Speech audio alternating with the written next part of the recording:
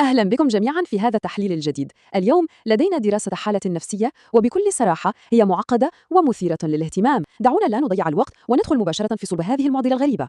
طيب، لنتعمق في هذا المشهد. تخيلوا معي، كيف يمكن لشاب في العشرين من عمره أن يعيش حياة مزدوجة بهذا الشكل؟ من جهة هو يخطط لمستقبله مع خطيبته، ومن جهة أخرى يتورط في علاقة سرية تماما وتتجاوز كل الحدود. مع من؟ مع أخت زوجة أبيه، والتي تبلغ من العمر 42 عاما. الفجوة العمرية وحدها قصة، لكن تعقيدات القرابة تجعل الموضوع متشابكا لدرجة لا تصدق. نحن هنا طبعا لسنا لنطلق الأحكام، بل لنفكك هذا الموقف ونجيب على سؤال واحد: كيف وصلت الأمور إلى هذه النقطة الحرجة؟ مصدرنا اليوم مبني على اعترافات الشاب نفسه أمين. هو يقول بالحرف الواحد: أريد أن أشارككم أغرب قصة على أمل إيجاد حل لمشكلة تكبر يوما بعد يوم. نحن سنتعامل مع قصته كسلسلة من الأسباب والنتائج. تخيلوا الأمر وكأنه لغز كبير نقوم بتجميعه قطعة قطعة لنفهم بوضوح الدوافع النفسية والقوى الخفية التي قادته إلى هذا المأزق الفوضوي. وهذا ينقلنا إلى القسم الأول: أساس من الصدمات. دعونا نعد بالزمن قليلا للوراء لنفهم الجذور. لفهم ما يحدث الآن يجب أن ننظر إلى هذا التسلسل الزمني القاسي لطفولة أمينة. في سن 12 تلقى صدمة مدمرة بوفاة والدته، وهذا ترك فراغا هائلا في حياته. ثم وكأن ذلك لم يكن كافيا، في سن 13 تعرض لإساءة شديدة وخيانة من والده الذي كان يعاني من إدمان الكحول. تلك الليلة العنيفة انتهت به هاربا في الشارع يبحث عن الأمان، وبمجرد وصوله للمدرسة الثانوية كان قد تحول إلى مراهق يعيش في عزلة عاطفية تامة، فاقدا للثقة في أي شخص.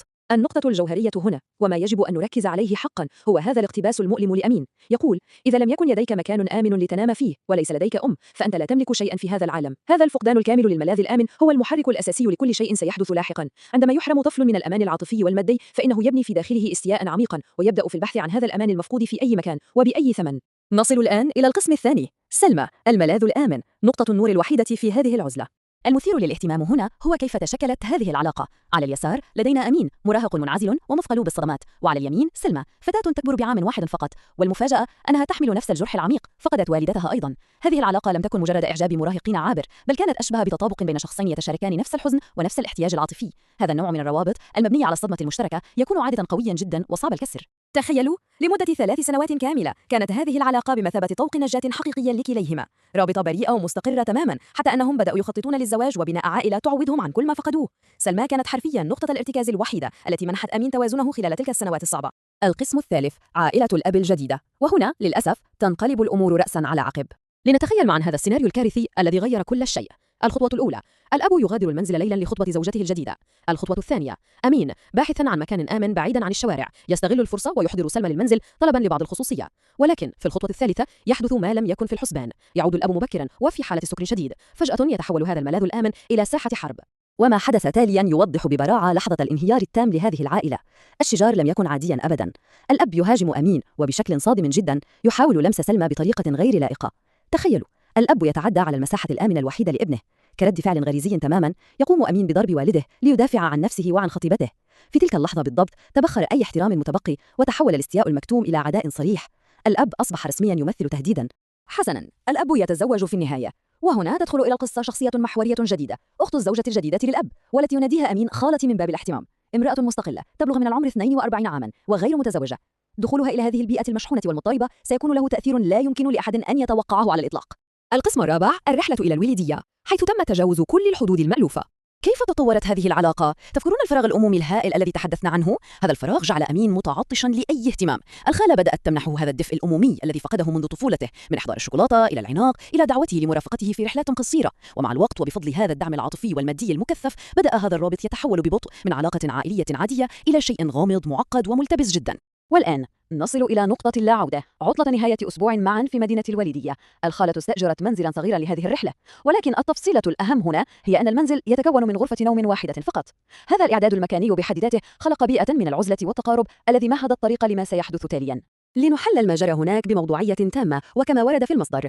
الخطوة الأولى: في الليل الخالة تدعي أن أريكة غرفة المعيشة حيث كان يفترض أن ينام أمين غير مريحة. الخطوة الثانية: تقوم بدعوته بكل بساطة لمشاركتها السرير في الغرفة الوحيدة. والخطوة الثالثة: تحت سقف واحد وفي ذلك الظلام تم تجاوز الخط الأحمر بشكل دائم ولا رجع فيه. العلاقة تحولت من تعويض أمومي بريء إلى سر مظلم يربط بينهما. وهذا يقودنا للقسم الخامس والأخير: حب، فراغ أم انتقام. دعونا نحلل هذه التداعيات المعقدة. نحن الآن أمام تناقض مذهل وحياة مزدوجة بامتياز. انظروا، على اليسار سلمى، الحب البريء والمستقبل والأمل المبني على تجاوز الماضي، وعلى اليمين الخالة التي توفر الدفء الأمومي الغائب والدعم المالي. ولكنها تمثل السر المحرم. آمين يحاول بيأس أن يوازن بين هذين العالمين المتناقضين، لأن كل عالم منهما يلبي احتياجا نفسيا عميقا لديه، والتخلي عن أي منهما يبدو له وكأنه خسارة لجزء من نفسه.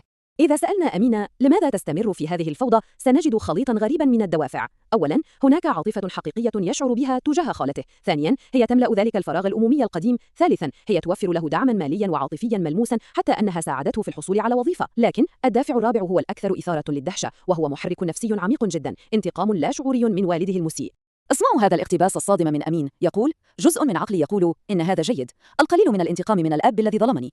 هذا الكلام يكشف تيارا مظلما جدا في تفكيره. هذه العلاقة السرية تمنحه نوعا من التفوق المريض والثأر الصامت من الأب الذي دمر حياته وحياة خطيبته. الصدمة هنا حرفيا تقود تصرفاته وتجعل دافع الانتقام يتغلب على كل الحواجز الاجتماعية والمنطقية. وهكذا نصل إلى نهاية هذا التحليل، تاركين إياكم مع هذا السؤال الكبير للتأمل: هل ما يفعله آمين هو مجرد بحث يائس وطائش عن حب أمومي فقده وهو طفل؟ أم أنها في الواقع خطة نفسية عميقة ولا شعورية لتدمير حياة والده ومحيطه كرد فعل على تلك الصدمات؟